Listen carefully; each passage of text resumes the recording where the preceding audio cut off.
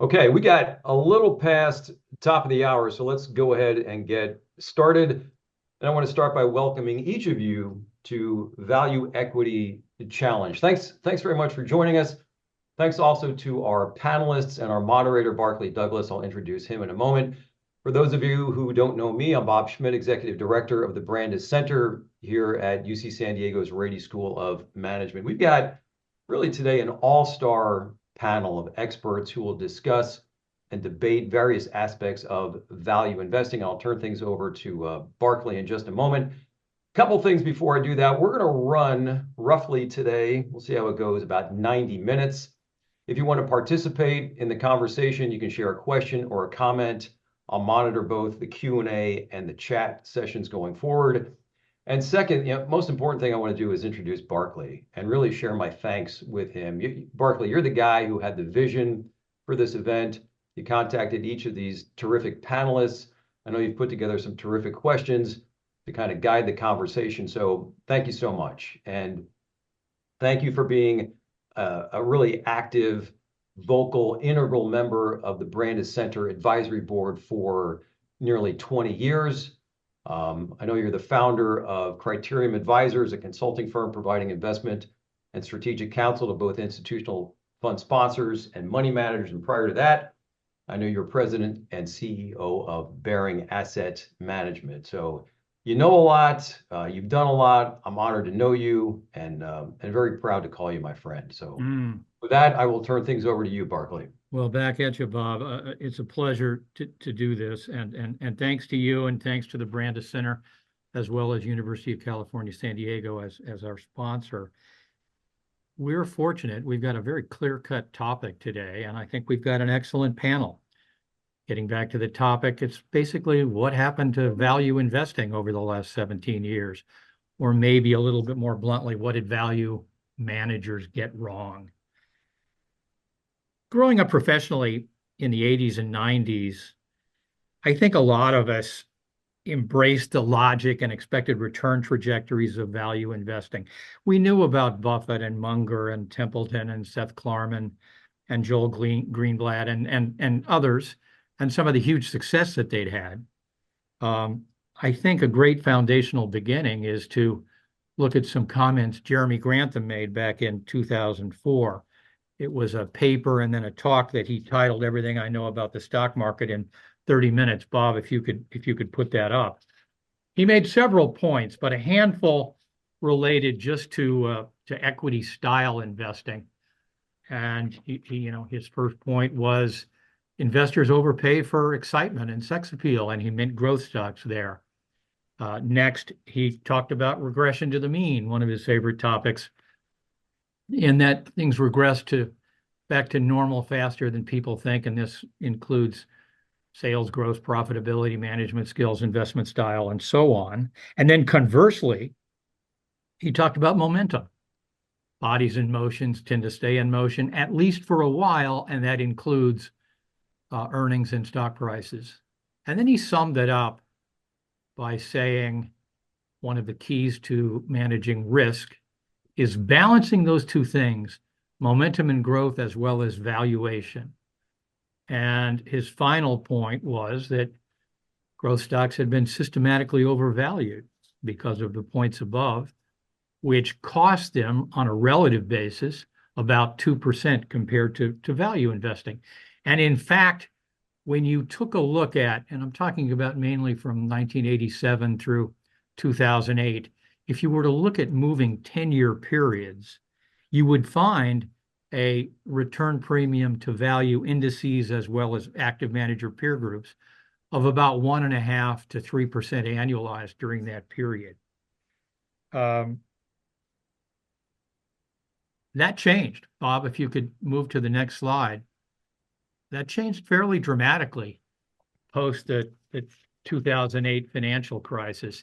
And I don't think we need to go into extreme detail, but I thought I'd just give you a quick flavor. We don't need detail because the disparity is so pronounced. So we'll look at a U.S. index with the Russell, and then the MSCI ACWI global index, growth and value. When you take a look at the comparisons, from 2009 to 2025. Over the past 10 years, on the U.S. side, there's been about a 7% spread. Over the full period, about a 6% spread. And globally, over 10 years, a 5% spread, and over the entire period, about a 4% spread, which is really pronounced. And when you think about it, I'm sure many of you know some value managers that have been halved or worse in terms of their AUM. It's been a tough period for value investors. With that introduction, let me introduce our panelists. We have four. John Heins, his early background is in publishing with a distinct emphasis on investing. In 2005, he launched a newsletter titled Value Investor Insight, one that I would highly recommend you take a look at. He co-authored a book in 2013 called The Art of Value Investing. And in 2016, he joined the University of Alabama as a professor of value investing. Bill Nygren. Bill's one of those lucky guys who found a great professional home and decided to stay put. 2 years out of college, in 1983, he joined Harris Associates. This is a 50-year-old firm that's currently managing about $125 billion with a distinct value focus. Bill is now a partner, portfolio manager, and he's their CIO for U.S. equities. Nolan Bean, he was about 15 basis points shy of being a professional baseball player, and instead he chose institutional investment consulting, joining FEG, a Cincinnati-based consultant, in 2004. They are a consultant and also an outsourced CIO. Nolan is their chief investment officer and head of portfolio management. And our last panelist, I've known David Salem for about 30 years. I have to admit, a reasonable percentage of everything I know about investing came from reading his white papers over the years. David started his career at Cambridge Associates, then was one of the original 7 members of GMO. And then in 1991, he went on to found an organization called TIFF, the Investment Fund for Foundations. His current role began in 2023 when he joined Hedgeye, a firm that I suggest you take a look at. He is now a portfolio manager running multi-asset class portfolios.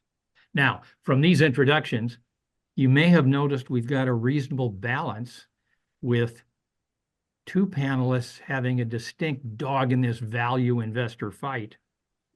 And the other 2 I might call more objective in searching out truth and beauty in the investment world. Our bottom line objective here is to discuss what happened to value investing and hopefully provide some insight into how investors should move forward. We have 10 questions or so. So let's begin. Our first question, value is kind of a fuzzy concept. I'm wondering if you believe there's a common definition for value investing. Does a value investor apply a common approach, or are there disparate views in terms of philosophy and implementation? John, I'll go to you first.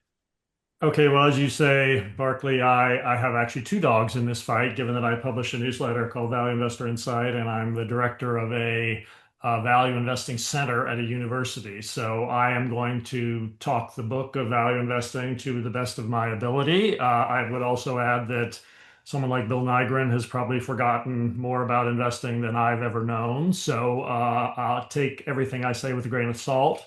But in terms of what does value investing mean to me, and I think to a lot of the people I've talked with over the years who do it every day, I'll call on how I teach it to undergraduate students at the University of Alabama. You know, there are several tenets of value investing, and they're really, I think, tenets of fundamental equity investing. With a value perspective. So first one, and I hope I sound a little bit repetitive with what people have heard Warren Buffett talk about over time, but the first one is you think like a business owner. And if you're thinking like a business owner, that means you have to really understand the business. You have to understand the competitive environment. You have to understand the existence or lack thereof of a company's competitive advantages. You have to be able to assess how well the business is performing through its financial performance, and you have to make judgments then on how it's going to perform in the future. So you're thinking like a business owner, and for a business owner, what matters is what is the cash flow that this business is going to produce over time. That's what matters to a business owner, and a value investor, I think, generally comes at the investment process with that in mind. If you are a value investor, you also are focused on what is the value of what you're looking at.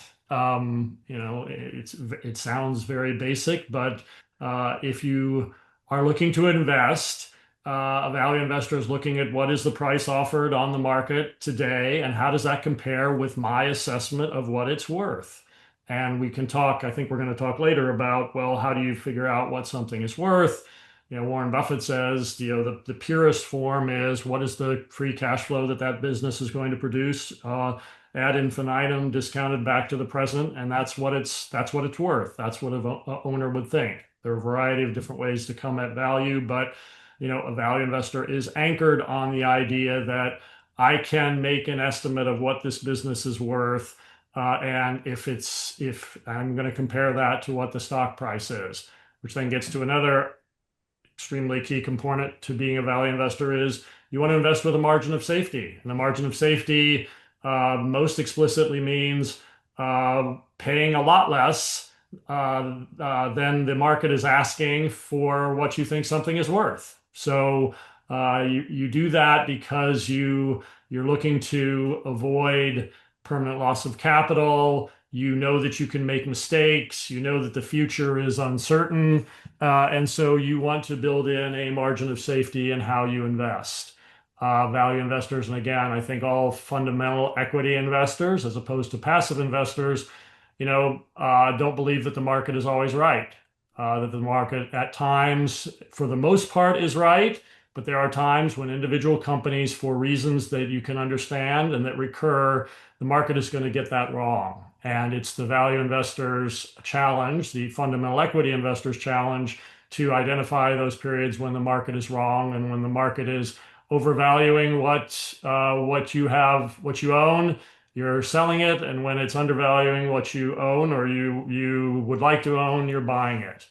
And then I guess the last thing I'd mention is there is a contrarian nature to value investing, and I think this is, people ask me, can you teach someone to be a value investor? And I would say for the 95% of it, the answer is yes. You have to be a great business analyst. You have to be a great financial analyst. You have to understand businesses, understand competitive environments. You have to make judgments about the sustainability of competitive advantage. You have to be able to value something. All of those things you can teach. That doesn't mean you'll be good at it, but you can teach. But the hardest thing, I think, is to again, quoting Warren Buffett, be greedy when others are fearful and fearful when others are greedy. And that I think is something that is somewhat more innate. A lot of people are not that way. It feels very uncomfortable. They don't want to do that. I think value investors, broadly speaking, are okay with that. In fact, they see that as one of their advantages, that they're able to do that. So, this may be a kind of a basic general description of what a value investor is, but that's very much what a value investor is to me. And when I teach it, that's a lot of what I talk about. And I guess the only other thing I'd mention would be there is a patience involved with value investing. Most value investors would say that one of their competitive advantages is that they have a longer term time horizon, and we can talk later about whether that really is an advantage or not. But most value investors would say that the market is more, because so many people either are making decisions based on their views of the next quarter or the next 2 quarters, or they're not making decisions at all. It's just passive flows in and out. That if you have a variant perception about the longer term performance of a company, you can have a variant view that will lead to you finding something mispriced. So I'm sorry I've gone on so long, but that's what being a value investor means to me. You've given us a great generalized definition of value investing, a perfect thing to start off with. I want to dig a little bit deeper from the standpoint of, is value a common term, a common definition, or are there managers within the value camp that have disparate views? Bill?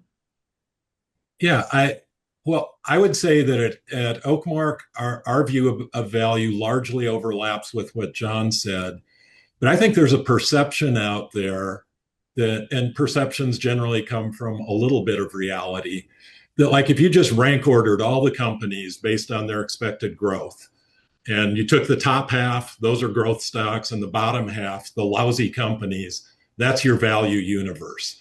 And there are people that invest that way and call themselves value managers. They tend to be backward looking. They look for unusually low PE ratios, unusually low price to book ratios. And they tend to say with pride that they don't do any forecasting. I think generally would call that deep value investing. And that's a type of investing that I think has become increasingly difficult over time. I think most of today's successful value investors are forward looking, and they would agree with Warren Buffett when he says buying a great business at an average price is just as much value investing as buying an average business at a great price. The way we execute value, we're trying to think 7 years into the future. What will this company look like? And is it cheap today relative to that 7-year view? In my opinion, the biggest difference between value and growth managers is growth managers tend to be comfortable extending that time frame maybe to 10 to 15 years, and value managers tend to say that their crystal ball gets cloudy faster. And I think that tends to make it a lower risk style of investing. But there's a big continuum of what people mean by value. As to whether you're tethered to the past or the future, whether you're tethered to GAAP metrics or discounted cash flow metrics, acquisition multiple comparisons. And I think a lot of value managers needlessly constrain their universe to a much smaller one than you could define if you said value is just trying to get a lot more than you pay for. You made some great points there. The one that stands out to me is the notion of the difference between forward-looking and backward-looking value investors. And the backward-looking ones are counting on regression to the mean to generate their returns, which may be a tougher go going forward. It certainly has over the last couple decades. Nolan, anything to add? You have a keen sense for the value manager universe? Yeah, from the capital allocator seat, we see a lot of value managers, and there is no consistent definition. So it's all over the map. So I think Bill's point was a good one.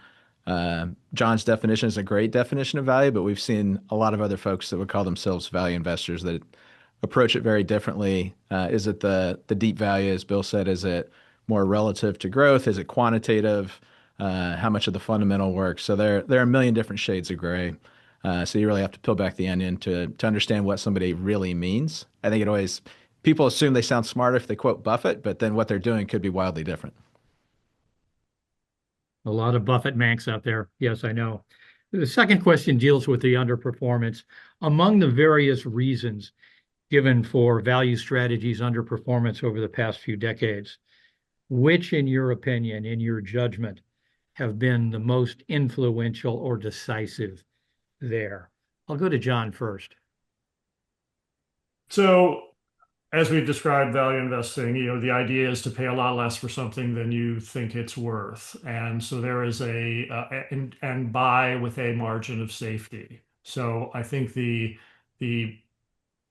is a clear focus on a value investor's mindset is clearly focused on protecting against permanent capital loss.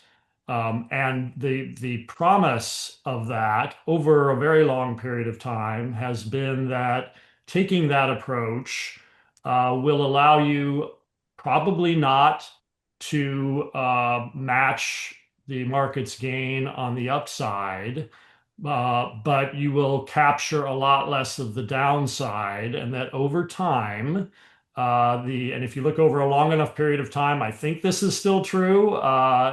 The value investors, by not capturing as much of the downside, even if they don't capture as much of the upside, the balance will work in value investors' favor. So if you believe that, and that's your approach in a market since the financial crisis, when the market has largely gone up and valuation multiples have largely gone up, to where the S&P 500, whatever, trades at 23 times earnings instead of 17, which is a longer term average.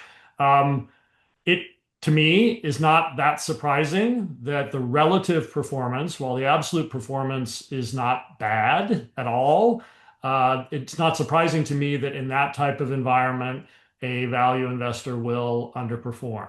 And if you believe that the market, as it's behaved since the financial crisis, is now the way it's going to be, that valuation multiples are permanently elevated for maybe good reasons, that operating margins, profitability are permanently elevated for good reason, that government fiscal and monetary policy is going to be always where it has been and mostly conducive to asset value increases, then maybe value investors, as I've traditionally viewed it, are in trouble.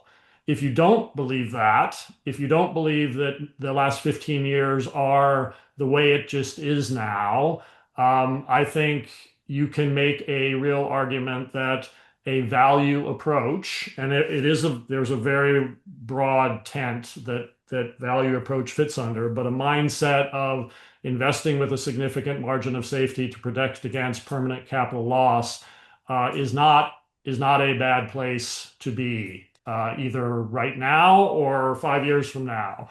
I will also freely admit that I've been saying that for a long time, and there have been times. I mean, I think one big test is look at 2022. What happened? What did your value manager do in 2022?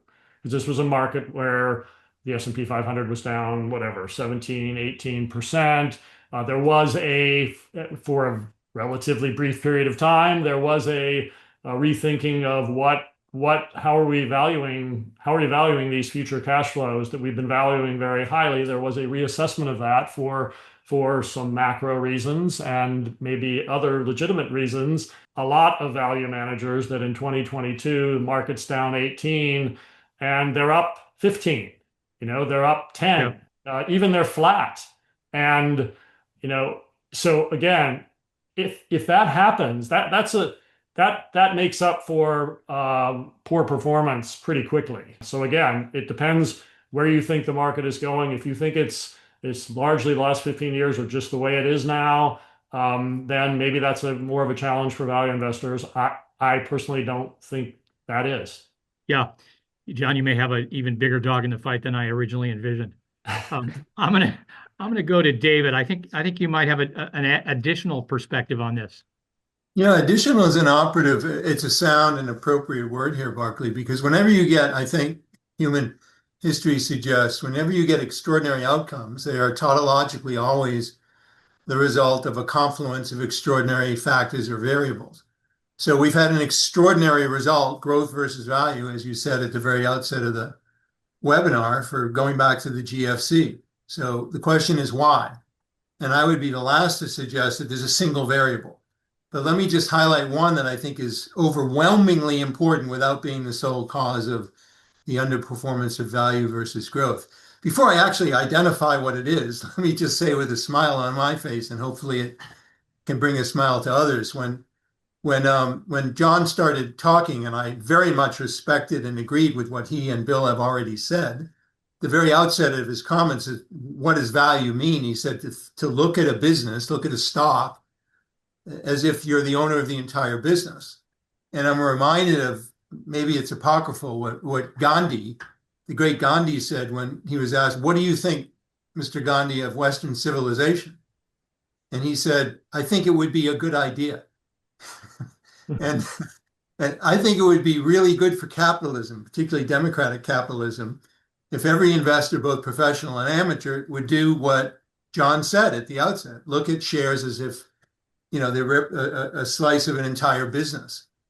Lamentably, and also to do what Bill did, because he's an accomplished practitioner of taking the longer view. There would be a much more efficient allocation of capital if the world were arrayed in that manner. Lamentably, I think that's not the case. And now I'll give you the punchline. The reason is regulation. Regulation broadly defined. And I think you can go back and almost prove mathematically that, and this actually predates a couple years, just a few, the GFC itself, but we had the Pension Protection Act of 2006, followed the next year in 2007 by massively important regulations from the Department of Labor, followed thereafter by further regulations in 2013. You can Google all of this. And finally, what was called the Secure Act of 2019 and the Secure Act 2.0 of 2022. Take all of those, that's both a law, PPA, and the follow-on regulations from DOL, against the background of ERISA, which goes back to 1974. And it created and continues to create a massive tailwind in favor of what?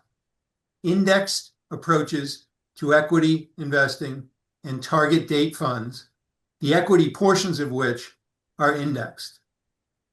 And I don't think I really need, certainly not to my fellow panelists or to you, Barclay, to explain why, if most of the money, and now we're in 2026, we can look mathematically what fraction of overall retirement assets in the USA are indexed and/or in target date funds, the equity portions of which are indexed. And it's well north of 50%.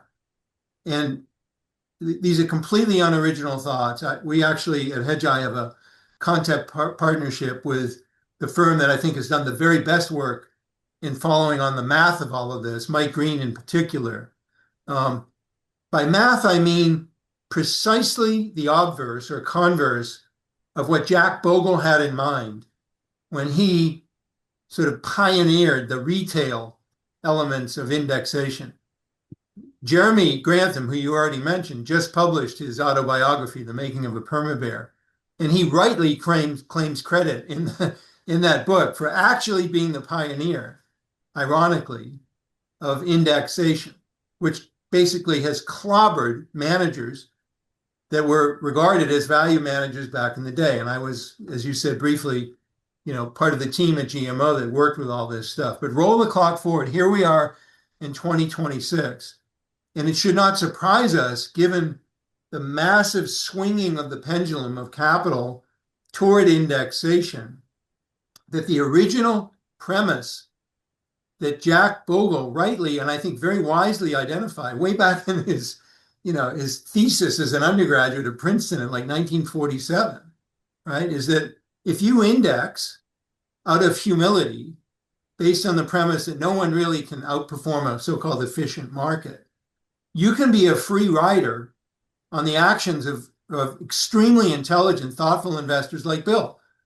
So let Bill, on the margin, along with other very talented investment professionals who rightly get paid quite a bit of money to do what they do, let them set the prices on the margin, and we'll just be free riders on that. We'll just allocate capital in accordance with what? Capitalization-weighted pricing schemes that reflect, because it's the marginal buyer or seller that sets prices on the margin, that reflect the wisdom of people like Bill. And I say that again with great respect and in a manner that's intended to be complementary to Bill and John and others like them. The problem is that at some point, mathematically, and again, you can look at Mike Green's work, final point, Barclay, and then I'll hush up, I promise. It flips entirely. And that's due to essentially the inelasticity of the mega cap stocks that dominate the S&P 500, which is to say, every single month, the 401k and SEP, the simplified employee pension plans, and the IRA money gets moved into indexation, where do the Vanguards and the BlackRocks go to buy the shares that are needed to ensure that those accounts, legally, they are mandated to keep careful, close track of the index? That's what the Pension Protection Act of 2006 and all the follow-on regs from DOL mandated. It's a CYA exercise, right? It's if you do this, you have a safe harbor. You cannot be sued for encouraging your employees to take their money, and forgive me for being so direct, and giving it to somebody like Bill, because he could have tracking error. John highlighted it. And the law and the regulations very, very much frown on tracking error, if you will. So I'll stop right there. I'm happy to elaborate later in the webinar, but thank you. Well, you bring up a topic that I think many of us underappreciate, a market mechanism issue that that you and I've talked about somewhat, and it certainly is a huge factor. I'm going to go to Bill. Thank you. I want to go back to something John said, where he said that value has done miserably on a relative basis, but pretty good on an absolute basis. I think the values returned 10 or 11% a year over the past decade. That's good relative to 4% or so inflation, and is helping in people who invested with value investors meet their financial goals.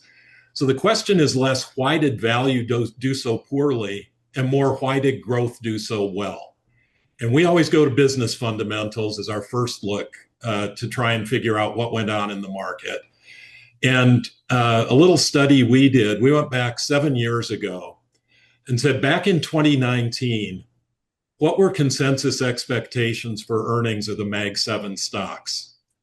And if you look at in 2019, what was expected in 2026 compared to what's expected today, on average, the Mag 7 stocks are supposed to report earnings twice as high this year as was expected for 26 earnings back in 2019. Additionally, the forward 5-year growth rate today is much higher than it was back in 2019. So these underlying companies have performed better fundamentally and are expected to continue performing better fundamentally. And I don't think we should be surprised at all that that's led to such incredible stock market performance. Now, it makes the question, how long will this continue? Value investing, it's responsible for a lot of those great sayings like trees don't grow to the sky. Well, right now they are growing to the sky. People believe that a lot of these markets are winner take most markets. And if they're right, we won't get the regression to the mean in earnings that we have typically had. This is unprecedented to see such big businesses accelerate their growth rates as they get larger rather than regress to the mean. And an important question into whether or not this will ever reverse is, will the fundamental picture reverse? Good. Well, we've come up with 3 different perspectives, which may all have contributed to this period of underperformance. And I think we'd all agree every style, every strategy can have a 2, 3, maybe 4-year period of underperformance, but this has gone on for quite a while. Nolan, do you have any views on why this has lasted so long? Bill alluded to some of them, but I think all 3 of the points made are correct and valid and contributors. I'm the chair of an investment committee for an independent school, which oversees both an endowment and a retirement plan. And I don't want to get sued. The school doesn't want to get sued. Put in an index fund and you're covered, right? So there's that market mechanism. I think Bill's point of the sheer growth resonates with me. I think it was a golden age of business model disruption. So we had, if you take Amazon as an example, Jeff Bezos leaves D.E. Shaw, one of the most successful hedge funds in the world, which seems crazy, to start a bookstore. And look at what Amazon's become. Like, how long did people just not believe this business model is crazy? It's never going to work.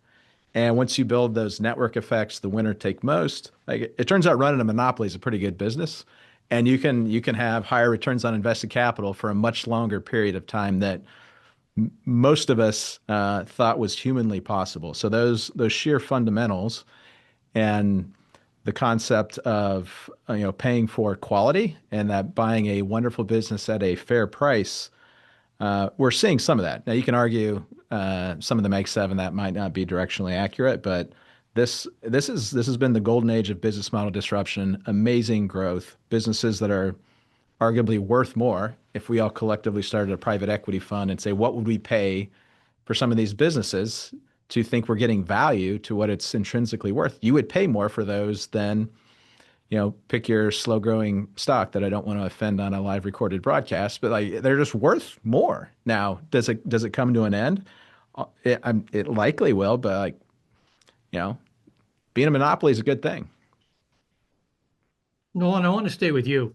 As a consultant, the way you describe value, the way you to your clients, the way you consider value managers, has that definition evolved over the past 10 to 30 years? I think it's changed quite a bit. So Bill alluded to a little bit of this earlier on. The original concept, I won't go back all this far, Barclay. I know you're worried I'm going to go too long because I can wax poetical on this. It was, if you go back to Graham and Dodd, what Buffett read and what a lot of the early practitioners did, it was largely tied to how do we buy a business below tangible book value? And that worked in an industrial society. It evolved to, all right, we can't just try to buy the cheapest half of the stocks and just buy below tangible book value we need to include some form of quality. And I equate this again. I was born in Nebraska, so I love to quote Buffett too. I didn't mean to offend anyone that was quoting Buffett.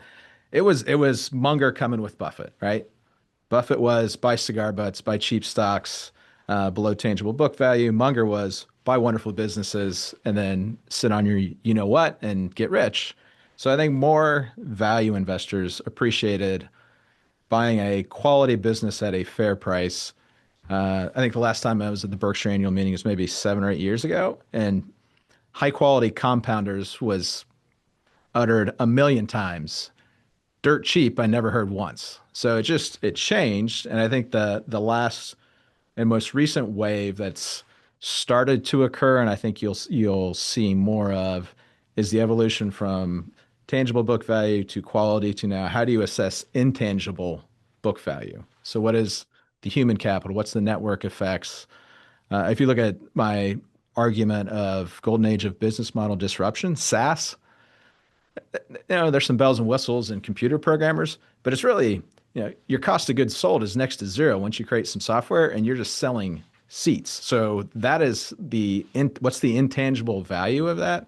And you can buy those businesses below their intrinsic value, but it takes a different set of analysis. So this concept of weaving in intangible value and what is buying at value for those types of businesses, I think is the most recent evolution.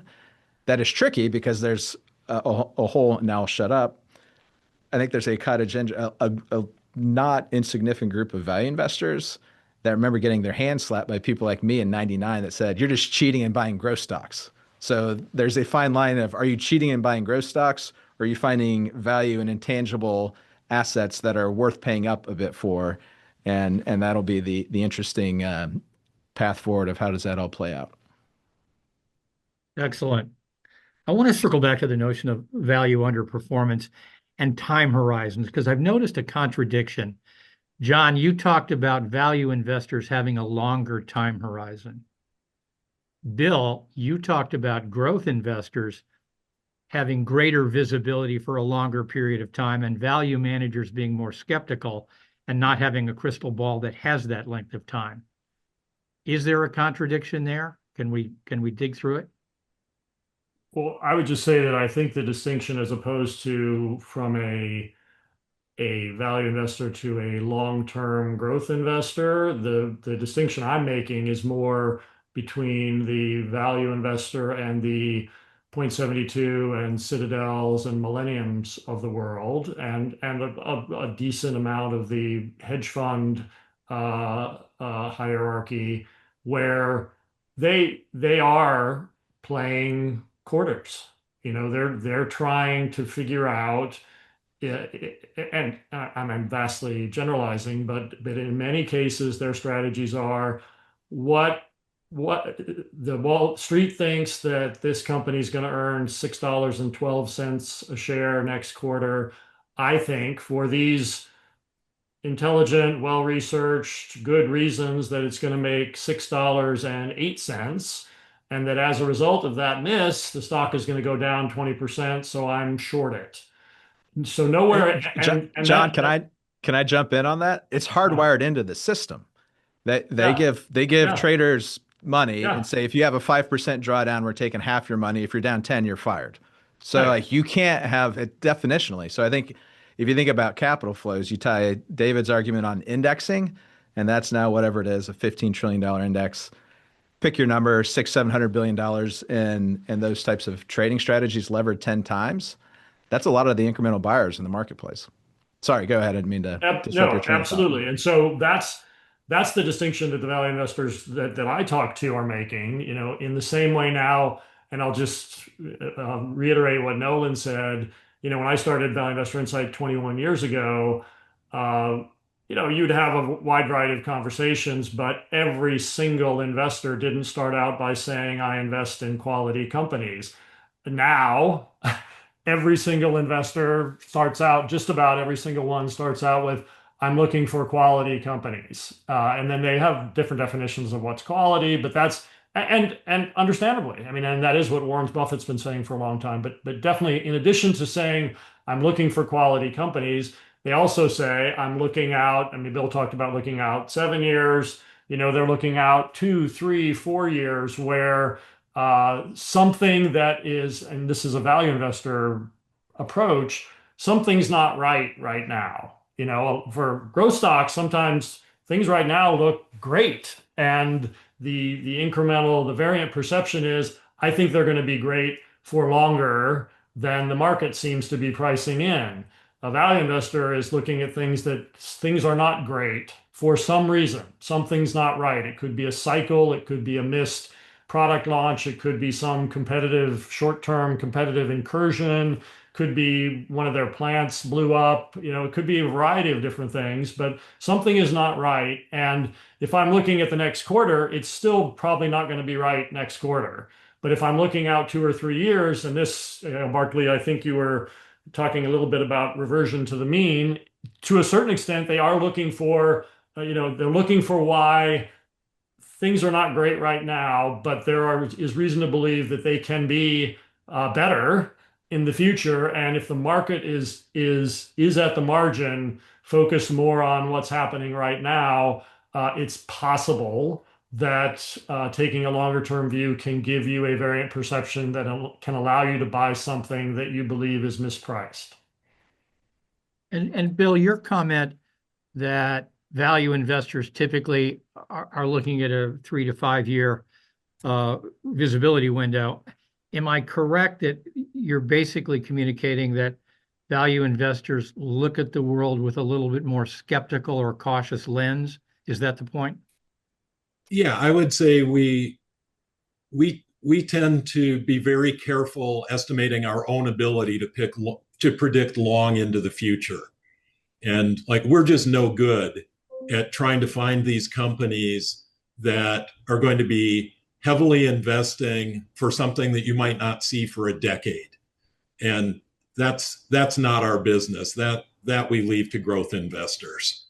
Got it. Bill, I want to stay with you. In our prep sessions, you'd emphasized the changes in measuring value since you've been in the business, and maybe going forward. Please expand on what changes to GAAP accounting you believe would be helpful for investors.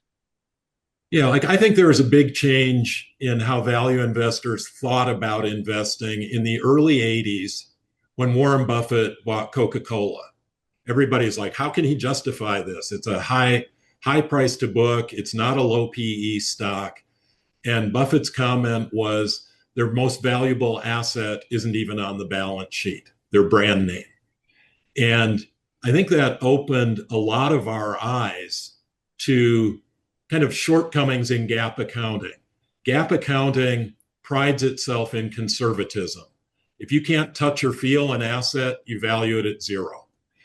And as the world has evolved to capital light models, and worlds where brand names are more important, global networks are important, customer acquisition costs, we find that we have to adjust GAAP accounting for most companies we look at to get to a number that's a better reflection of how value is changing year to year than net income gives you.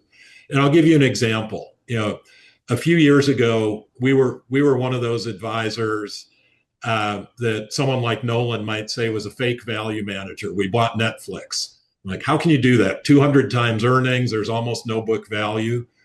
But we were looking at HBO was valued at about $800 a subscriber, and Netflix was valued at about $200 a subscriber.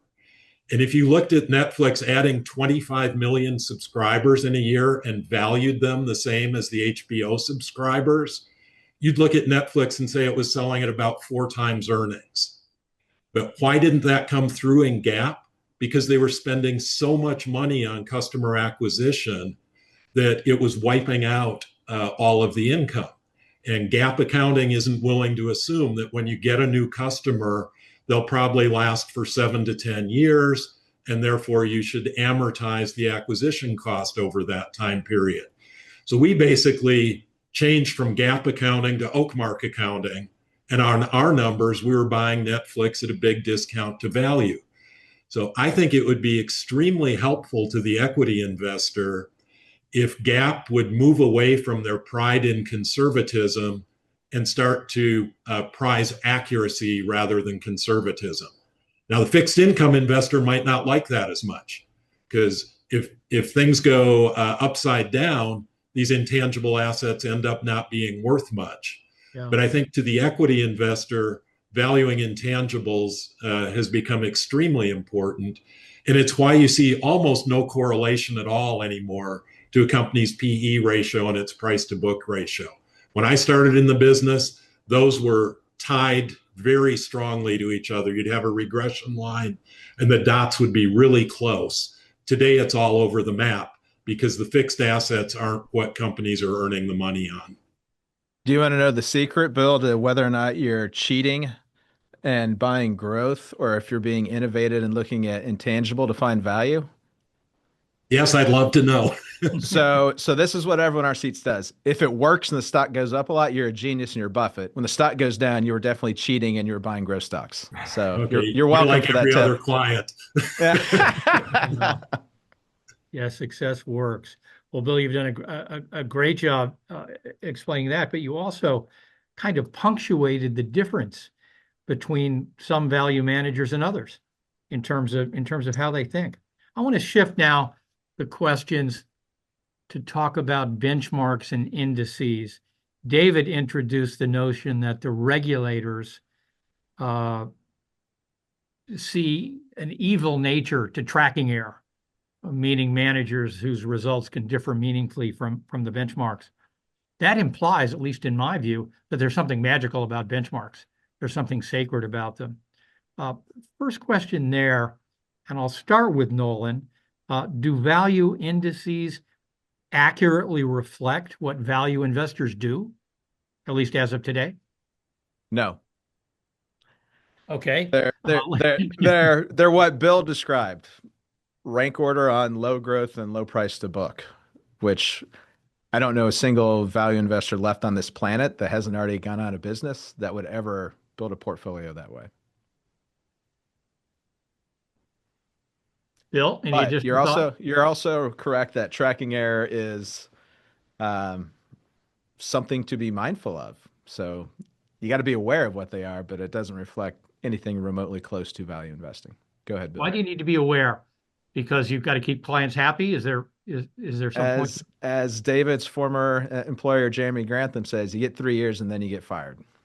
So if you underperform for 3 years, that's about the average duration. David's going to correct me on how I didn't quite say that right, though. So yeah, exactly. You got it completely wrong. It's 2.5 years, Nolan. Okay. Mathematically provable. Bill, would you like to expand on that question? Yeah, I think like if you look at an index like the S&P 500 as supposedly a broad representation of the stock market, you'd like to think if you give an investor a long enough period of time, no matter what their approach is, they should be able to do better than that. And as the S&P has become more concentrated in growth companies, just because they've done so well, I think an index like the Russell Value has become a better comparison for value managers because it is more diversified. It's across a much bigger group of companies. More industries are important to that index. But even that index today, a company like Walmart at 40 times earnings is in the Russell Value today. Because the Mag 7 has sucked all the oxygen out of the room, there isn't enough space in the growth indices for these higher multiple, faster growing companies that we generally think are too expensive for us. So they've found their way into the Russell Value. So even the Russell Value today, I think, is a growthier index than most value managers' portfolios. So there are problems with trying to track those. Got it. David, you mentioned the notion of 2.5 years of underperformance and you're out. What would you advise clients, asset owners, should they assess performance on a black and white response based on benchmark relative results, or are there other things that they should be focusing on? Yeah, generally the latter. I sort of almost philosophically in managing portfolios, particularly multi-asset portfolios on behalf of long horizon investors or even permanent pools of capital, I've always favored, probably to an excess, using more rather than fewer metrics in being crystal clear about both the time horizon over which they should be applied and their rank ordering, right? So if I can be even more specific, like for the roughly 20 years that I was both CEO and CIO at TIFF, right? By the end, I had on my desk every day by 4:30 p.m. Eastern time, a 40-page printout of what we owned, right? And so how do you fill 40 pages? You don't just say, well, what's our average PE or what's our stock bond mix? You have a multiplicity of variables. And of course, I learned over time, because I partly helped create it, I could flip through it pretty quickly. On an average day, I could get 10 or 15 minutes. And what you're doing as a PM or a CIO is you're managing by exception. You're looking for what stands out here. And hopefully most days nothing stands out, and you do your obligatory 20 minutes and then you move on with your day. The key point is you got to look at a multiplicity of factors. And if I can just broaden that out and make it even more general, Barclay, again, this is no criticism of anyone, but when I left GMO in the early 90s to take the MacArthur money to start TIFF, that was like the last day in my whole career that I ever used the terms growth and value, right? And I had to do it as a partner at GMO because we've had to be hypersensitive to the fact that our clients were using that terminology and putting us into buckets or pigeonholes. I'd say, generally speaking, if you believe in like democratic capitalism, and I said earlier, like the efficient allocation of capital by people like John and Bill, and I do, so I'm repeating myself, it's pleasing to see that the really big money, at least the big money pools of capital with whom I interact regularly, are abandoning pigeonholing and bucketing in what's traditionally been called strategic asset allocation, mins, norms, and maxes. In some cases, it's a min, norm, and a max for growth versus value. It's typically more at the asset class and asset subclass level. And adopting a much more holistic approach, it's often called the total portfolio approach. And I actually think not in the near term, maybe not even in the medium term, but in the longer term, the abandonment of these generally unhelpful and counterproductive labels and terms will produce a more efficient allocation of capital if and when it does, and assuming that the regulatory backdrop I already alluded to doesn't get even more acute, and hopefully the pendulum swings in the other direction. In other words, to reduce, maybe even eliminate the penalties for tracking error, then really sensible money managers like John and Bill will come back into favor. I just hope that's the case. But again, with Gandhi, he said that would be a good idea. I'm not predicting that would happen, but I'm trying to finish my answer to your question about how do you use these metrics. So I'll stop right there. Well, great points. I'm in love with the Einstein quote, things should be made as simple as possible, but no simpler, which makes me think it's going to be a heck of a long time before en masse investors adopt the principles that you just described. I want to dig just quickly into one point. You talked about manager assessment time horizons. Do those time horizons differ from one manager to another? For example, I might suspect that managers with higher tracking error should have longer time horizons for assessment than those with very tight tracking error. Is that in sync with your thoughts?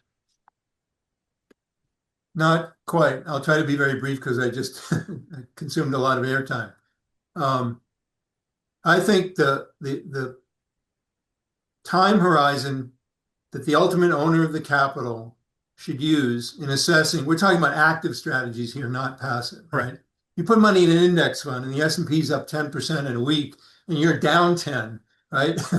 It doesn't matter how long your time horizon is. You got to get your money out of that index. Something is like almost criminally wrong with that.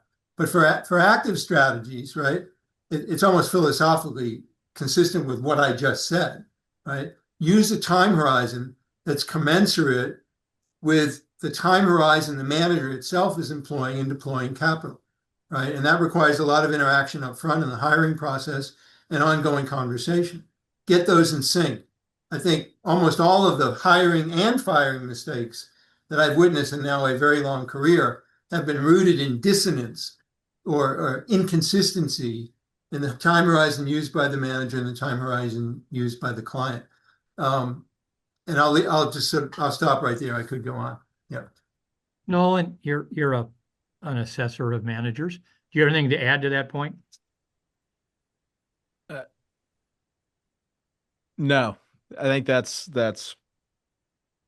David nailed it. Okay, let's go on to a question that I think is really important, although it doesn't necessarily relate directly to the value and growth commentary. We've got a generation of investors who've been taught that the lowest risk path to achieving your financial goals is investing in the S&P 500 to index. Do you think that remains true today? I'll go to David first.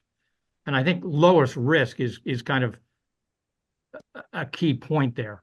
Yeah, and it may be at the risk of at least partially repeating myself. We need to be really precise, right? Risk is in the eyes of the beholder.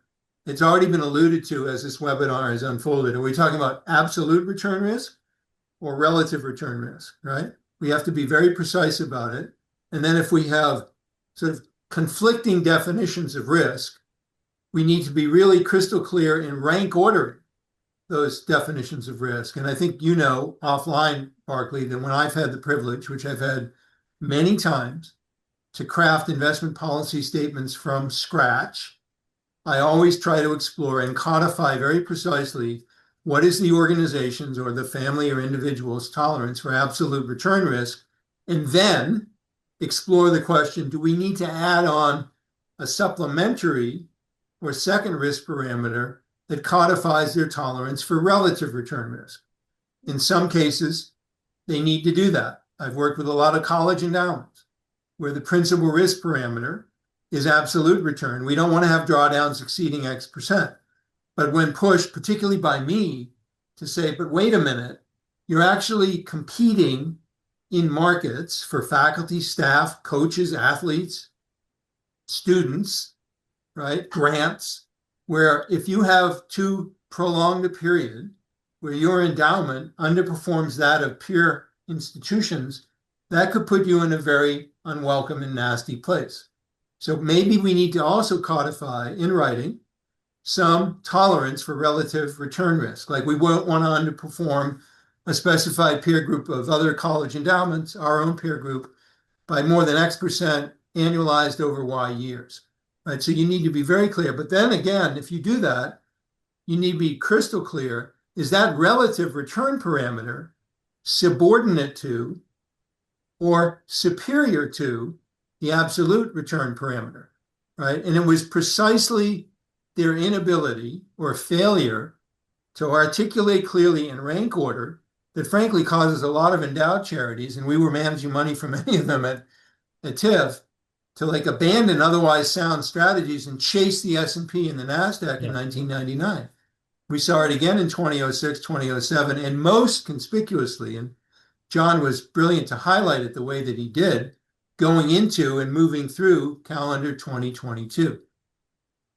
I would add to that, we manage money primarily for nonprofits, and I have a copy on my desk of David's one-page cheat sheet on how to build an investment policy. So I think he is spot on with those comments, and we've attempted to embrace that philosophy as well.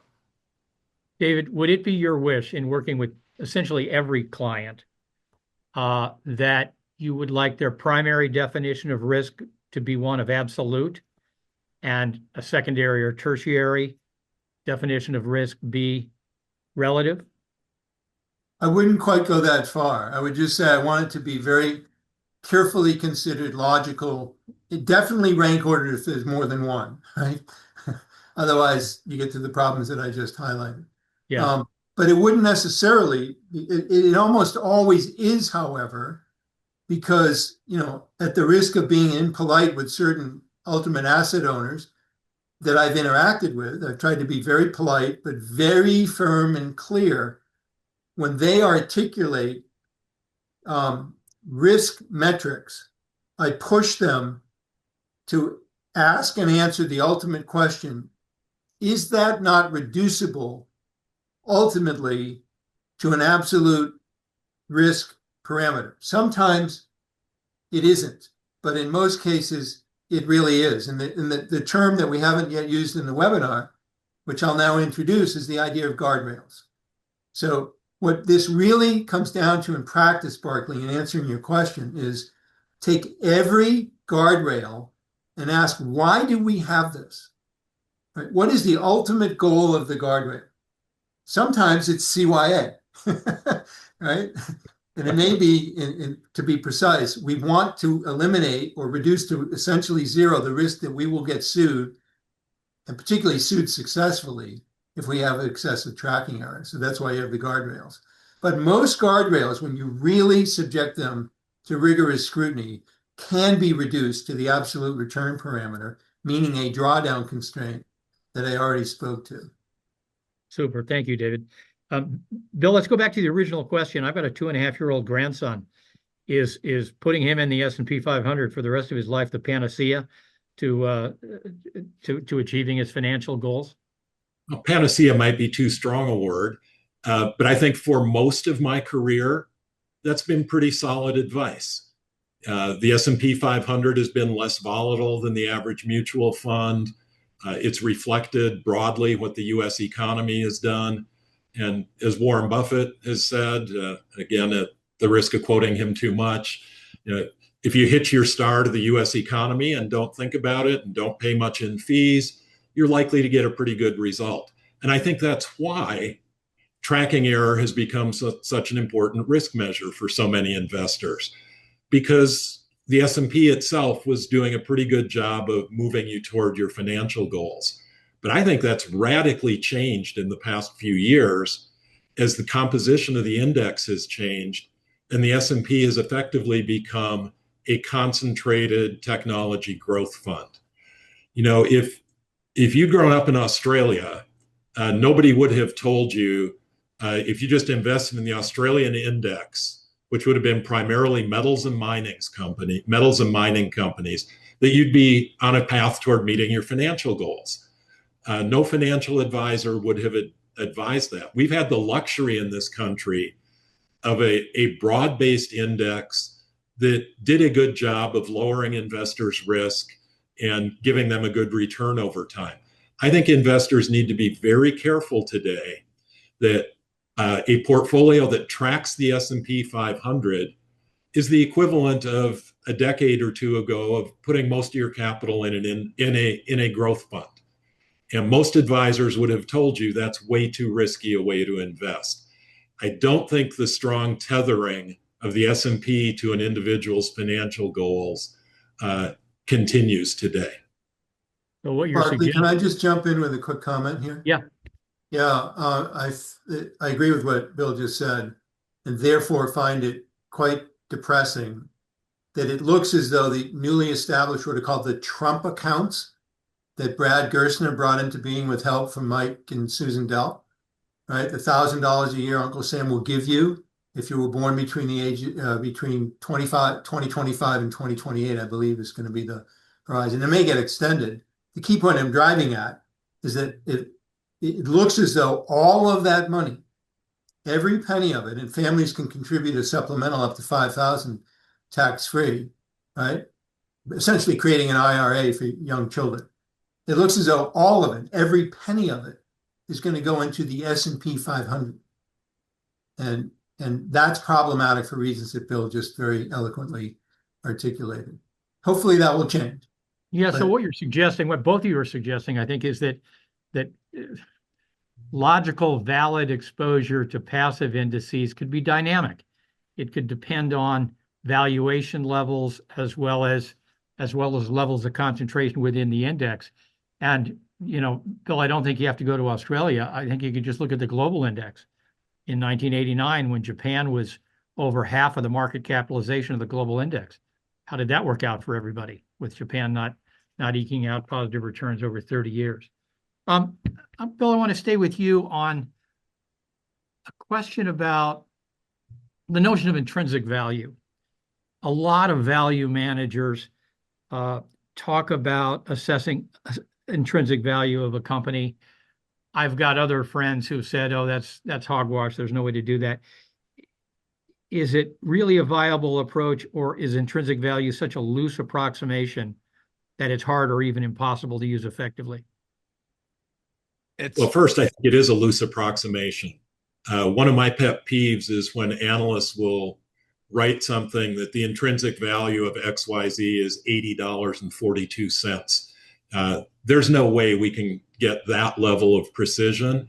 And that's why we need pretty decent sized discounts to our estimate of intrinsic value to say we've got an opinion on a company. At Oakmark, we use something like 2/3. So if we think a business is worth 90, we get interested if it's selling under 60. And I think first, I think you can have that level of accuracy in defining intrinsic value, that a stock that's at 60 might have a central value of 90, and maybe there's $20 of error around that term. And I think you do get opportunities to buy at such large discounts today when there are questions about the short-term environment. There are a lot of investors that aren't willing to look through the next year or two to get to an environment where it will be obvious that the intrinsic value is higher than the stock price. Frankly, I don't know how you could be a value investor if you don't have some concept of what intrinsic value is. Yeah, I was just going to echo that I think for the typical value investor, investing in any other way than trying to determine what the intrinsic value is doesn't make sense. Like I don't think they would even understand how to do it. I mean, there are other ways to do it, but I think coming back to what a lot of people have said, and estimating intrinsic value is very hard. But it does need to take into consideration the future growth of the company, and it does need to take into consideration the intangible assets of the company. But arriving at an intrinsic value is just somehow trying to quantify those values. And again, incredibly hard, but that's, I think, a value investor, a fundamental active equity investor with a value orientation, that's how they're going to make their money, whether they're good at that or not. Are they Can they arrive at intrinsic values, taking all the things you should take into consideration in today's day and age? Can they arrive at a value and then compare that value to what the stock is on offer on the market and try to buy it for a lot less? I think most of the value investors I talk to would just have a hard time even knowing, well, what else should I do? Barclay, Barclay, oh, sorry. if I could just add one thing, I think if you're indicting value investing because you can't estimate intrinsic value, you'd also have to indict PE investing, private equity, because it's exactly what they do. They look at a company with a longer time horizon than the typical public market investor does, where they think that there's a reason to believe the value is very different and higher than where the stock sells today. And then they take actions, they take it private, they bring in new management so that they can display that value. And then once the value is displayed, put it back in the public marketplace. It's really not a lot different than what we're doing as public market value investors. David? Yeah, I'm glad actually Bill mentioned private equity. That's actually where I was going to go. Maybe it surprises some that I was going to go there, but we're seeing that right now. I'm not referring to what's going on in private credit, but private equity, and particularly secondary sales. I said earlier, risk is in the eyes of the beholder. In this context, I would assert, and you can challenge me on it, that intrinsic value is in the eyes of the beholder, right? And which is to say, if I'm an active manager looking at a company, trying to compute even approximately the intrinsic value to my clients of this business, I first have to ask the question, under what conditions would I be acquiring an interest in this company? And under what conditions, kind of worst case, might I be forced to disgorge the interest? And that should be the intrinsic value, right? Margin for error and all that. And that presupposes some judgments about, well, under what conditions will I be able to dispose of this interest, right? Either of choice or of necessity, right? And this is where it's all kind of a seamless web. We have to look at it holistically and to say, the intrinsic value of a company that a PE firm put on the books a couple of years ago, not understanding fully that they might be forced for either business or investment reasons, or maybe even cash flow reasons, to sell it right now, right? That's all important. What are those boundary conditions? I'll finish by saying, like, I have a car sitting in my driveway. So what's the intrinsic value of the car? Well, I could look it up in the Blue Book. But if I had to sell it by 4 p.m. Eastern time today, which is 3.5 hours from now, we would all agree the intrinsic value is a hell of a lot less than what the Blue Book suggests, right? And so that gets us back to, like, is it 2.5 years or 3 years for underperformance, right? I actually live that, like, sitting next to Jeremy, right? It all depends on how you can arrange your affairs as an active manager, a skilled investment professional like Bill or John or others on this call, Nolan too, to say, okay, this is the time horizon that's operative to our computation of a number that we're going to call intrinsic value. I could go on, but again, I'll stop right there, Barclay. Very quick question to the group.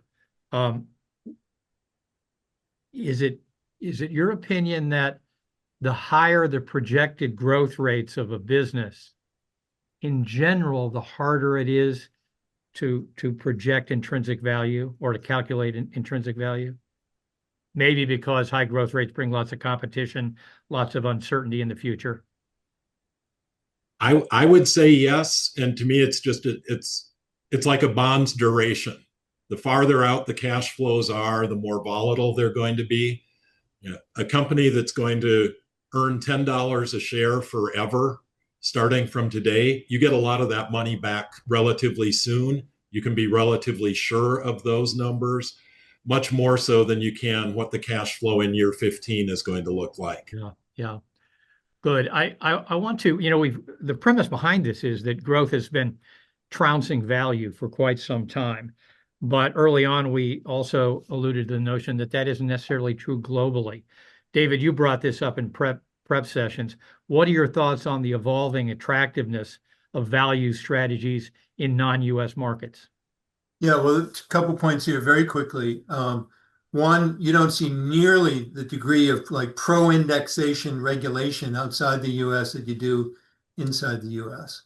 So that would logically cause you to think, well, then maybe growth hasn't, maybe the biggest cap stocks, which in the US happen to be growthy, haven't outperformed other stocks outside the United States. And empirically, what I just said is true.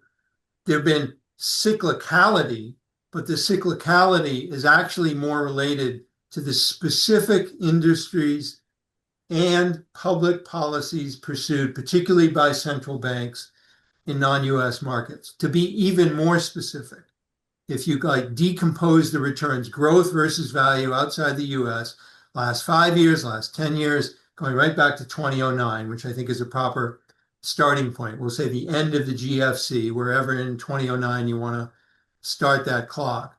The swing of growth versus value has been principally related to whether banks have underperformed or outperformed.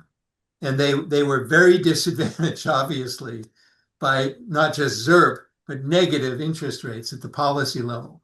And those, of course, have now swung way away from that almost unprecedented in 5,000 years of human history extreme. And it's put some nice wind into the sails of what might be called value stocks outside the United States. But generally speaking, if you said, okay, that's fine, David, that's all in the rearview mirror, but look through the front windscreen, what do you see moving forward? And my answer to that would be, I don't have any clarity on the extent to which value will out or underperform growth over any future time horizon. And as a corollary to that, as I already suggested earlier, I wouldn't even use those terms in deploying capital. I would use other analytical methods to decide where to put money and where not to put it. My next question has to deal with what am I missing? We've already gone through 7 or 8 big questions. Are there others that you'd like to bring up?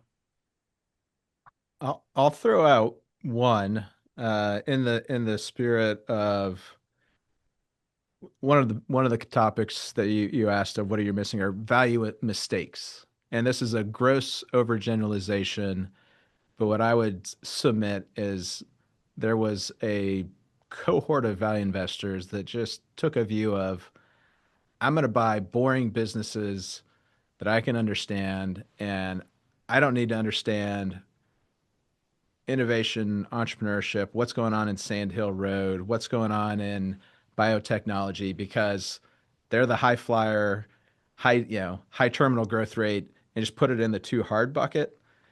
And I think most of those investors died.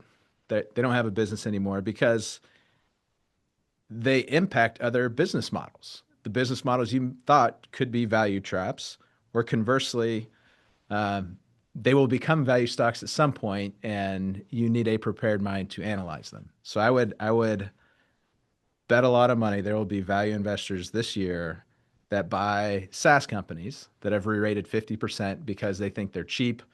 That will be value stocks, and those companies go to zero. And there will be other value investors that buy different SaaS companies because they got cheap and re-rated, and they make a killing. And it's who actually understands the business model and disruption and the evolution and what's going on with AI and the like. And if you're starting from a standstill, you're just way behind the 8 ball. So who's intellectually curious, understanding business models, evolution in the economy, evolution of technology, even if they're not going to invest in it for 20 years. I think that was a mistake that we saw a lot of value investors make 10, 15 years ago. I can tell you, you'll win your bet that there are value investors out there that bought SaaS companies that went down 50%, at least one. Investing's a hard game. You just got to be right about 52% of the time. I'll take 48 as long as the winners are bigger magnitude. Yeah. It's all about sizing. Any other questions that you think we're missing? We are gonna close with a couple additional. Maybe we should move there. I want to close strong, and by that I mean I want to take some of the things that we've learned and translate them into forward-thinking topics. The first has to do with value managers. Given the above discussions, are there changes in key tenets or mindsets that you believe value managers should embrace going forward to avoid such massive underperformance that we've just encountered? Nolan, you just partially answered the question. Yeah, I just jumped the gun. I was so excited to say that. I just answered it one question early. I've known you long enough I could have predicted that. But let's turn it over to John. Do you have any views on this? Well, as you may have already ascertained from my boosterism of the value discipline, I would basically say the answer is no. Beyond what we've already described. I mean, the fundamental tenets that I laid out at the beginning, I don't think they're wrong. In those fundamental tenets, I didn't say you should ascribe value, base your value on GAAP book value. It's like you have to be able to value businesses, and there are a lot of things that go into valuing a business and understanding a business. And as people have said, you have to adapt. I mean, Bill Nygren has been a great example of someone who has evolved. I think he's still very much a value investor, and he would call himself a value investor, but he can find value in, he mentioned Netflix, I don't know, 7 or 8 years ago in Value Investor Insight, he talked about Alphabet, and it was a very clear value understanding and description. And maybe that's different than what Ben Graham espoused, but it's still a value orientation. So I don't, and also given that I think the market environment over the last 15 years where we've had this gaping underperformance, as you put it, Barclay, given that I don't know that that's the way the world works all the time, I don't think they need to fundamentally rethink how they do things, and I don't think they'd be very good at it anyway. If they decided, okay, now I need to get better. I think they do need to get better at ascribing value to growth, but if they really don't believe that they're good at assessing how long a company that's growing free cash flow at 15% a year can do that, then I don't think that's necessarily. I think you can find other things to do that ascribing your value discipline. You can find plenty of good things to invest in. Good, Bill. Yeah, sometimes I get asked a question that to me is ironic and funny, and people will say, what will you do if value stocks get overpriced? And to me, that's fingernails on a chalkboard. What they're really saying is, if you tag all of these underperforming businesses and call them value, and their multiple gets too close to average so that you aren't getting enough of a discount, how would you behave? And my answer is very simple. There is no logical reason a value investor should limit their universe to underperforming businesses. And with a broader definition that's more focused on business value than GAAP accounting value, discounted cash flow, assuming growth over the next few years, a value manager's universe can be quite broad, can include good businesses. And the answer is, when bad businesses get priced like average, then you buy good businesses that are also priced like average. At the risk of using a single individual's name 400 times in one podcast, would you say that was the evolution of Buffett to Munger? I would say that was the evolution of Graham to Buffett. Okay. Any other thoughts on possibly what managers should think about, value managers should think about going forward? Okay, let's move to, I think, our primary audience, which is the asset owners. David, you've been pretty clear in talking about you don't use the term value anymore. I don't think any one of us on this call ascribe to the somewhat antiquated 9-style box structure. However, that being said, we do recognize that there are differences in how managers think about valuation and how their time horizons are different. For the asset owner who's had a particular structure balancing growth and value managers over time, should we amend that notion? Should we change our mindset there? And should we change the selection criteria that we use for value managers going forward? Yes and yes. And the general reason why is, I think, rather simply stated, obvious. I would argue that it's unarguable, which is just that markets, the economy, are complex adaptive systems. Again, a wholly unoriginal thought. So the best advice to the ultimate asset owner, or to their hired guns as well, is to take that into account in everything that you do. So get rid of the physics envy, the idea that we can map out, like the laws of physics, principles that apply sensibly to a complex adaptive system that's rooted in human behavior, with all of its features and as well as all of its bugs or foibles. And it's really striking to me that we're, however many minutes we're into this, Barclay, unless I fail to hear it, I don't think anyone on this webinar mentioned the term artificial intelligence. Did anybody mention it? It's amazing. Like that you could have. I weaved in AI. I didn't. Oh, sorry, I missed that. Literate. I missed the two letters, right?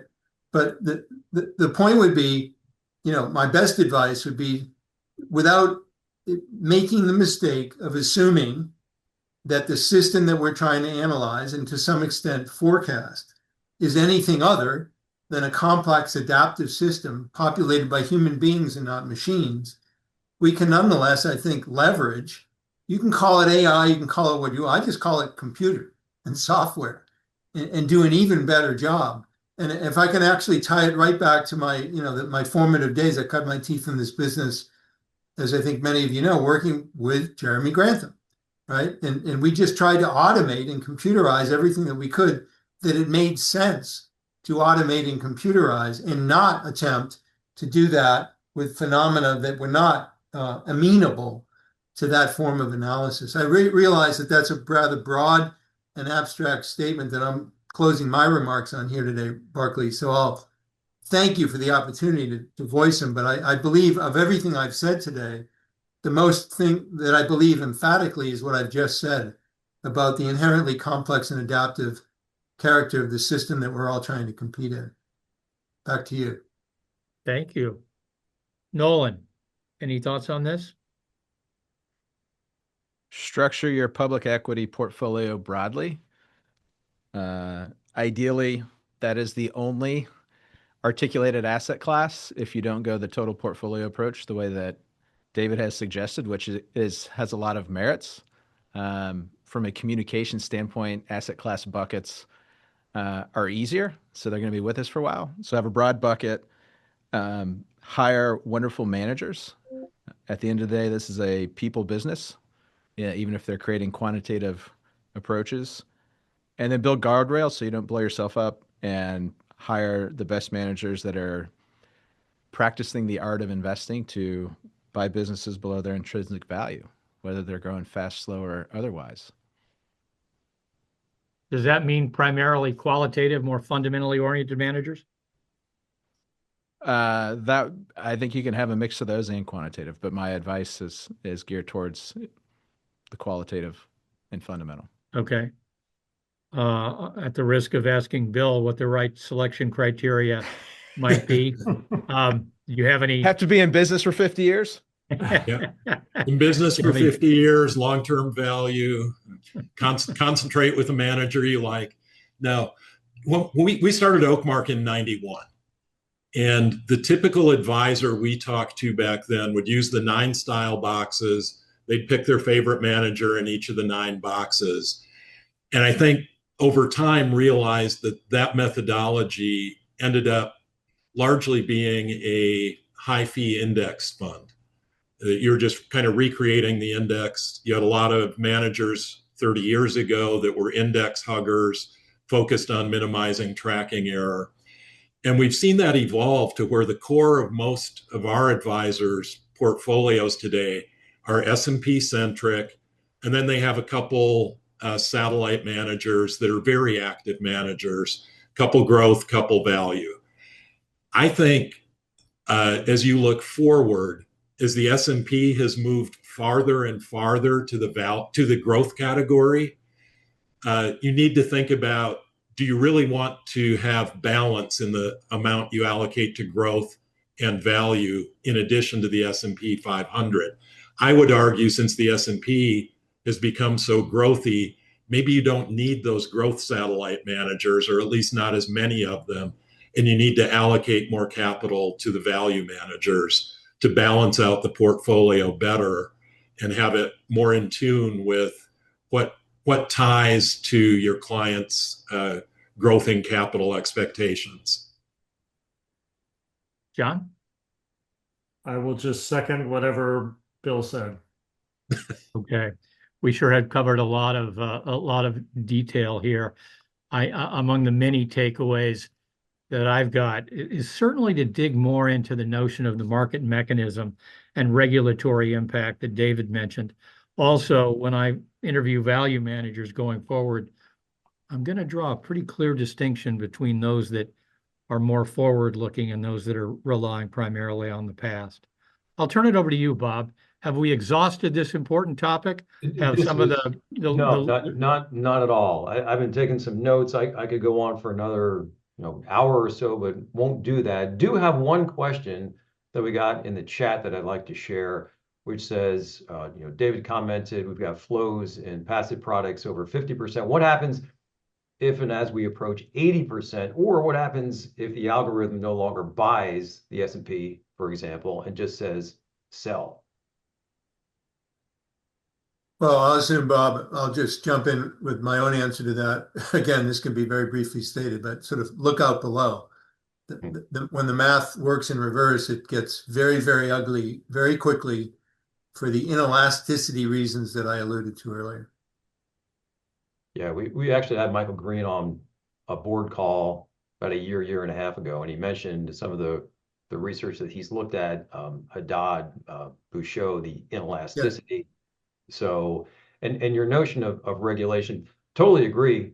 And as you were talking and as Bill was talking, I was kind of hoping, Bill, your example with Buffett buying Coca-Cola and folks kind of looking at that and saying, oh, that's a different way to do it. Hopefully there's a mechanism where investors say, there's a different way to do it outside of a cap weighted index. But, I don't know that I'm going to hold my breath for that. And I don't know that I'm going to rely on the regulators to reverse course. We talked a little bit about career risk. The politicians have tremendous career risk. Who wants to step up and say, maybe putting some active management in your 401k is a great idea, and then they underperform for a couple of years. So it's really thorny, really, really thorny. Well, terrific. Again, I want to thank Bob and the Brandis Center and UCSD, and specifically want to thank my friends and panelists for great job. Really appreciate your thoughts. Yes, and hey, one last thing I gotta say, and David, thank you so much for touching on this. We touched on a lot of things today. We talked about some individual companies. We talked about individual managers. I gotta say, make sure before you act on anything you've heard today, talk with somebody, talk with an advisor, talk with your consultant. And David, again, I thought you did an excellent job of carving out for institutions in particular, but for individuals as well. What are your risk parameters? What are you looking at in terms of absolute risk, relative risk, max drawdown, time horizon, all that stuff. So make sure you do that. Make sure you talk to somebody before you make any moves. And if you want to follow the Brandis Center, a little pitch for us, you can join our email list. It's brandis@rady.ucsd.edu. And with the magic of post-production, maybe I can just put that in a little title here going forward. But again, Barclay, I'll underscore your appreciation. This was terrific. This was absolutely terrific. The intellectual firepower we assembled today did not disappoint. So Nolan, David, Bill, John, Barclay, thanks to each of you. We'll wrap it up there and just say thanks to everybody who's joined us as well. Thanks. Excellent. Thank you all. Thank you. Bye-bye.